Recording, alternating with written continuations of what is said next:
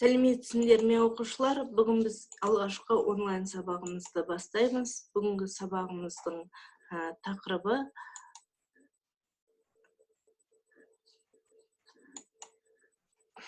Бүгінгі сабағымыздың тақырыбы сабақтың жоспары, оқушылардың сендердің сабаққа қатысқандарыңды қазір WhatsApp менеджер арқылы тексеремін. Үй тапсырмаларыңды күнделік кезектен аласыңдар. Жаңа тақырыпты осы онлайн конференциясының арқылы бірге талқылаймыз, тыңдаймыз. Бірінші мен тыңдап аласыңдар. Сосын мен сендерді конференцияға қосамын. Конференцияда сұрақтарыңды түсінбеген маған қойып чатқа жазсаңдар болады. Чат арқылы мен сендерге үй тапсырмасын беремін. Үйге тапсырмасы күнделік кезекке де салам, үлгермесеңдер. Кері байланысты Zoom арқылы онлайн жүргіземіз. Бағалау күнделік кезекке қойылады. Ал балалар, бүгінгі сабағымыздың тақырыбы қазақтың театр өнері.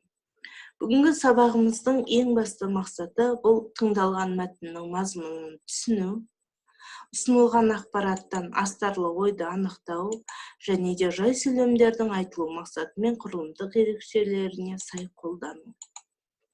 Ал балалар, тыңдалым алды тапсырма. Мәтінді тыңдай отырып, дәптерлеріңе тірек сөзді жазыңдар. Қалам дәптерлеріңді дайындап алыңдар. Ал тыңдаймыз. Театр ойын-сауық орны. Мұнда ойын-сауықтан басқа драмалық шығармалар, мәдени шаралар да өтеді. Театр ең алғаш Грецияда ашылған. Қазақ театр өнері ежелден келе жатқан салт дәстүрімізге негізделген. Үйлену салты, шілдехана тойымен байланысты өтетін ойын-сауықтар, ақындар айтысы, тағы басқа дәстүрлеріміз театр өнерінің алғашқы көріністері болған. Кейін халқымыздың талантты өнерпаздары шағын труппалар құрып, ел аралап, жәрмеңкелерде өнер көрсеткен. 1917 жылы Ойқұдық жайлауында, қазіргі Семей облысы Абай ауданында Мұхтар Әуезовтің Еңлік кебек трагедиясын тұңғыш рет қойылды. Кейіннен 1925 жылдың аяғында Қызылорда қаласында тұңғыш музыка театры ашылды. Театр шымылдығы 1926 жылы ақпанның 13-інде Мұхтар Әуезовтің Еңлік кебек трагедиясымен ашылды. Театр алғашқы рет құрылған жылы Иса Байзақов, Әміре Қашаубаев, Қалибек Қуанышбаев, Елебек Өмірзақов, Серке Қожамқұлов, Жұмат Шанин, Шара Женқұлова және тағы басқа өнер тарландары қызмет етті. Олар театр тарихына өшпес із қалдырды. 1934 жылы Қазақ драма театрының құрылуына негіз болды. Бұрынғы Қазақ музыкалық театрының орнына қазір Бекежанов атындағы облыстық театр ғимараты тұр. Бұл күнде Қазақстанның барлық облыс орталығында драма театрлары ашылды. Соңғы жылдары театр репертуары байи түсті. Өткенде біз сендермен де театрға барып қойылымды тамашалағанбыз. Балалар, бізге бұл таныс. Енді тірек сөздерін, сендерді жазған тірек сөздерін мен сәйкестендіріңдер.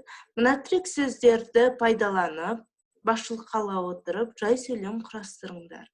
Қазақ зиялылары, өнер ордасы, алғашқы ұжым, алғашқы қойылымдар, алғашқы театр, халық ықыласы. Ал балалар, мен сендерге қазір Zoom-ның чатына мәтін бойынша осы тапсырмаларды жіберем. Қазір сендерге жай орындалу жолын айтып кетейін.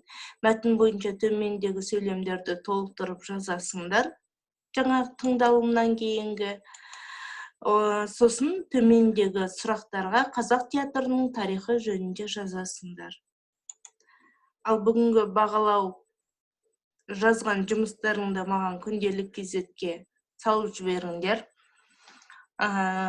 Тағы да егерде мүмкүндүктөрүң болуп жатса, ал мүмкүндүктөрүң жок болсо, онда WhatsApp желисине сүрөткө түшүрүп жибериңдер.